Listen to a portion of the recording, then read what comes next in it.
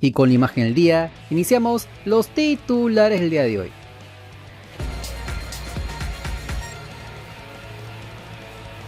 Por la jornada 6 de la liguilla, por la clasificación a los torneos europeos de la próxima temporada de la Superliga de Grecia, el Ofi Creta de Franco Sanelato empató a 0 en su visita al Atromitos. El atacante nacional estuvo en el banco suplentes, pero ingresó a los 65 minutos cumpliendo una buena actuación, estando como extremo por izquierda, asociándose con sus compañeros en la ofensiva, habilitándolos en el área contraria, donde sus compañeros tuvieron alguna para poder marcar algún gol y la fallaron, mientras que en defensa, el peruano aportó con intercepciones de pelota, ganando en el 40% a los individuales. Lastimosamente en un partido sin muchas ocasiones de gol, se tuvieron que conformar con el reparto de puntos. Con este resultado, el equipo blanquinegro es cuarto en su grupo con solo 20 unidades, y en su próximo partido tendrán que medirse al poderosísimo Olympiacos en la final de la Copa de Grecia, donde Franco Sanelato podría obtener su primer título en el extranjero, aunque también debería evaluar si le conviene seguir en este club, donde ha tenido muy pocas oportunidades y de paso perdió cualquier chance de estar convocado a la blanquirroja. Y las novedades en Universitario Deportes siguen a la orden del día. Como se sabe, el club merengue está a puertas de jugarse la vida en Copa Libertadores cuando este miércoles reciban al Barcelona de Ecuador en el Estadio Monumental Humarto. Sin embargo, aún siguen las repercusiones de los incidentes violentos en el Coloso de Ate, luego de la derrota ante la Alianza Atlético Sullana el domingo pasado por el torneo de apertura, ya que, como se recuerda, varios fanáticos cremas le reclamaron con insultos a sus propios jugadores, pero enfrente de sus familiares, y esto enfureció a los futbolistas merengues, entre ellos Rodrigo Ureña, que entre las palabras que se le escuchó, algunas no cayeron para nada bien entre los fanáticos merengues, ya que aducen que insulta al propio equipo, por lo que se dijo de todo, desde que se va del club hasta que había una división en el plantel crema, por lo que el mismo volante chileno aclaró algunos puntos en sus redes sociales, así lo mostraron en América Televisión. El pase a octavos de final de la Copa Libertadores está en sus manos, pero para ello tendrá que derrotar a Barcelona de Ecuador en el Monumental, lugar donde Universitario cumplió su último entrenamiento. Allí Jorge Fossati, como ante Independiente del Valle, probó nuevamente a Cesaringa de carrilero por izquierda y a José Carabalí como volante interior. Arriba Flores y Valera comandarán el ataque. Esto mientras se conoció que en Ate fueron notificados por la Comisión Disciplinaria de la Federación para que presenten sus descargos por el incidente del último domingo entre hinchas y jugadores suscitado en la tribuna occidente de su recinto. Es real que el Estadio Monumental corre el riesgo de ser sancionado. Dicho sea de paso, Rodrigo Ureña aclaró con un comunicado que durante el impasse en mención no se enojó por los insultos de los agraviantes, sino por el mal momento que le hicieron pasar a su familia. Simplemente hay un límite y ese límite es mi familia. Respecto a mis palabras, asumo que me equivoqué en la forma y fondo, sentenció. Recordemos que estos actos violentos no han pasado por agua tibia, ya que la Comisión Disciplinaria de la Federación Peruana ha abierto un expediente a Universitario Deportes, por lo que habrá que esperar las posibles sanciones que recibiría el equipo crema o el Estadio Monumental de Ate, por lo que por ahora toca esperar. Y lo que les veníamos anticipando desde la semana pasada se oficializó este martes: las sanciones al club Alianza Lima por los incidentes ocurridos en la derrota en Matute ante el Cienciano del Cusco por la fecha 11 del torneo de apertura. Como se recuerda, durante ese partido, el delantero Paolo Guerrero se fue con todo al árbitro de ese duelo, Bruno Pérez, donde se menciona que el depredador le profirió un par de improperios, además que fue expulsado por los reclamos excesivos, aunque ese castigo ya lo cumplió con el Atlético Grau de Piura. Por otro lado, el director deportivo Franco Navarro, al finalizar el partido, se fue con todo a la terna arbitral, donde tuvieron que contenerlo para que sus reclamos lleguen a mayores, mientras que el técnico Néstor Gorosito, que se metió al campo de juego y le dijo con gestos al árbitro cara dura, también esperaba sanción. Pero el castigo que se rumoreaba que tendría más peso era el estadio Alejandro Villanueva, ya que desde las tribunas lanzaron objetos tanto la terna arbitral como los futbolistas del Cienciano. Además se bajaron las llantas de la movilidad de los árbitros. En esa línea, en las últimas horas, la Comisión Disciplinaria de la Federación Peruana emitió varias sanciones contra todos los involucrados. Según refirió la comisión, se decidió suspender por 8 partidos al técnico de Alianza Lima, Néstor Gorosito, así como también al director deportivo Franco Navarro.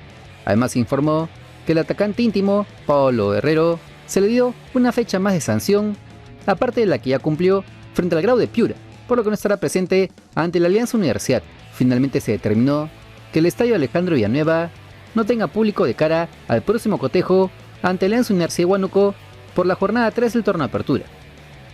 Recordamos que este cotejo se juega este lunes 19 de mayo por la noche, sin olvidarnos que cada sanción viene con una cantidad de UITs, donde la más elevada se le impone al estadio Matute, ya que alcanza las 10 UITs. Sin embargo, estas sanciones tuvieron diversas reacciones, así se mostraron en redes sociales. Golpe duro a Alianza Lima. Tras las investigaciones por los incidentes del partido contra Cienciano, la Comisión Disciplinaria de la Federación emitió su resolución sancionatoria. Por este gesto contra el árbitro Bruno Pérez, Néstor Gorosito recibió 8 fechas de suspensión, las mismas 8 de Franco Navarro por sus frases subidas de tono, con lo que tendrán que observar desde la tribuna lo que resta del torneo Apertura. En el caso de Paolo Guerrero, fue castigado con una jornada, mientras que por los objetos arrojados desde sus graderías, el estadio Alejandro Villanueva no podrá recibir público durante el siguiente partido de la Liga 1, fecha 13, ante Alianza Universidad. Cabe señalar que las sanciones son disciplinarias y están al margen de la fecha de suspensión que los involucrados cumplieron el último fin de semana frente a Atlético Grau. La resolución también contempla castigos económicos y es totalmente apelable. Se espera la respuesta desde la victoria. La comisión disciplinaria, atentos amigos, ha sancionado con 8 fechas a Néstor Gorosito y a Franco Navarro, fecha de suspensión, solamente una fecha para Paolo Guerrero y una sola fecha de suspensión sin público para el estadio Alejandro Villanueva. Pero al buen Horacio Orsal le dan 8 fechas por decir supuestamente improperios. A Paulucci también lo terminan sancionando con la misma manera, 8 jornadas, y a Cristal lo vetaron con dos fechas sin público, cuando todos vimos que lo del estadio en Alianza Lima fue más grave, ¿no? Pero ya estamos acostumbrados a que hayan este tipo de decisiones, ¿no? Por eso te digo, impresionante, la verdad. Sí, pero la comisión disciplinaria a veces es drástica y a veces es tibia, ¿no? Para algunos equipos. Sí, tal cual. En la resolución que indica, se señala que se suspende por 8 fechas al haber incurrido en un supuesto de ofensa al honor de oficiales al encuentro. O sea, por un supuesto le dan 8. Lo que sucede también, esto también puede ir en favor de la comisión, digo, porque no hemos visto o no hemos detallado qué ha sucedido. Bruno Pérez en el informe señala que su asistente le indica a él que había tenido calificativos fuertes. No se indica qué calificativos, pero eso de alguna forma a favor, si quieres, para la comisión, ¿no? Porque sí me parece que de las sanciones que se han dado es la que menos se esperaba, por lo menos en cuanto a las fechas. Pero sobre todo por la sustentación, ¿no? Por el argumento. Por un supuesto te doy 8 fechas. O sea que si era, ¿cuánto le daban? 20 fechas. Digo yo. De 4 ¿no? A 8, ¿no? La más dura que ha tocado ahora. Ok, bueno. Esas son las sanciones. A ver, puede apelar a Alianza, ¿no? Puede apelar. Seguramente lo va a hacer en las próximas horas desde la gerencia legal, que están en Córdoba, pero presentarán el escrito.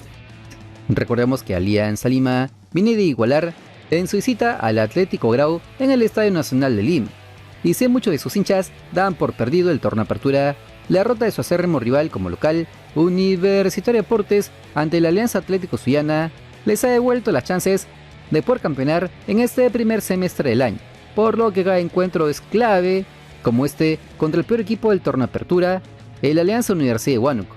De todas maneras, de las cosas que más duelen son las sanciones económicas, ya que sumadas todas las UITs ascienden a 15.5 y estas convertidas a soles dan la friolera suma de más de 80.000 soles, por lo que todo esto tendrá que afrontarlo la dirigencia en las sombras de Alianza Lima. Veremos entonces si la institución victoriana apela a alguna de estas sanciones de la Federación Peruana. Y vamos a revisar los partidos de los clubes peruanos en torneo Conmebol. Empezamos por la Copa Sudamericana, donde por el grupo G, el Melgar de Arequipa le ganó por la mínima diferencia al Puerto Cabello en el Estadio Polideportivo Michel Delgado de Venezuela. Ese encuentro ya analizamos en el video que sale arriba, pero iremos que ambos elencos requerían los 3 puntos, por lo que fueron con todo a por la victoria, aunque el dominó era el que mostraba más calidad en el ataque, acercándose mucho más al área contraria. Los rojinegros tenían más la pelota y iban peligro cada vez más al arco contrario. Sin embargo, no lograron aprovechar las situaciones que tenían, donde la más clara en ese primer tiempo fue la de Matías Lazo, mientras que el equipo local intentaba, con más ganas que en fútbol, abrir el marcador, por lo que el primer tiempo acabó sin emociones. Pero en el inicio del complemento, el equipo arequipeño obtuvo un penal tras una mano en el área por parte de los venezolanos. De esta manera, Kenji Cabrera aprovechó esta chance y con un fuerte remate rompió el cero, dándole ventaja al equipo peruano, que se mantuvo más tranquilo durante el resto del partido. El equipo llanero no se quedó atrás y fue en busca del empate. Tuvo una chance clara para poder igualar en el marcador, sin embargo, no pudo aprovecharla al definir de manera incorrecta. Los characatos también tuvieron las suyas, sobre todo de contragolpe. Sin embargo, también carecieron de puntería en el remate final, por lo que a pesar de los intentos de ambos equipos, Melgar defendió bien su ventaja hasta el pitazo final para quedarse con los 3 puntos y sumar su segunda victoria en este grupo G sudamericano. Luego de esto, siguieron las repercusiones. Sí, Puerto Cabello formalmente eliminado. A pesar de la eliminación, Puerto Cabello ha hecho un torneo más que digno, ¿no? Goleó en este estadio a Vasco da Gama. Pero en lo que nos interesa, en lo que nos importa, Melgar consiguió la victoria, el resultado que tenía que sacar. Con ello tiene posibilidades hasta el último partido. Tendrá que ir a Río de Janeiro a buscar el empate. Con el empate Melgar clasifica. Con el empate Melgar clasificará porque ha superado en puntaje al equipo de Vasco da Gama. Está en el segundo lugar. Ya clasificado formalmente Lanús, que alcanzó los 11 puntos. Es el primer clasificado a los octavos de final de la Copa Sudamericana. 11 puntos formalmente se despegó el equipo argentino. En el segundo lugar Melgar con 7, tercer lugar para Vasco con 5, Puerto Cabello eliminado con 4 puntos. Se jugarán todo Melgar y Vasco da Gama en la última fecha que se disputará la próxima semana. Realmente una final la que se llevará a cabo en Río de Janeiro entre Vasco da Gama y Fútbol Club Melgar. Un partido con puntos altos en el equipo rojinegro. Creo que lo mejor del plantel nuevamente fue Kenji Cabrera, no solamente por el penal. Cuando él toma el balón, cuando él tomaba el balón, el contraataque del equipo tenía sentido, pero hubo un buen trabajo defensivo de Melgar que creo que fue lo que le permitió llevarse esta victoria. En realidad los 3 volantes estuvieron de buena forma en el encuentro de hoy: Horacio, Tandazo y Arias. Me gustó también el trabajo de los 2 zagueros, fue un buen encuentro de Barrios y de González. Estuvieron bien los 2 laterales, sobre todo John Top, que tuvo, digamos, la posibilidad más dura, ¿no? Un momento más duro, que tuvo que aguantar todo el partido y tomar en ese sector al ingresado en la segunda mitad, que fue Ansalmi, pero finalmente terminan cumpliendo una buena labor. Melgar recuperó esa solidez defensiva que le permite llevarse esta victoria y llegar con vida al último partido, ¿no? Con la posibilidad de acceder, de tomar ese segundo lugar, ganando en una plaza compleja ante un equipo que había sido un gran local, que le empató 2-2 a Lanús después de haber estado ganando 2-0, que goleó a Vasco da Gama. Bueno, el único que le sacó puntos a Puerto Cabello fue Melgar en Carabobo. Con ello el cuadro rojinegro tendrá la gran posibilidad, pero tendrá también una labor dura, una labor difícil, ¿no? Que es tratar de sumar en Brasil, en Río de Janeiro, ante un Vasco da Gama que no viene nada bien y que perdió a Hugo Moura.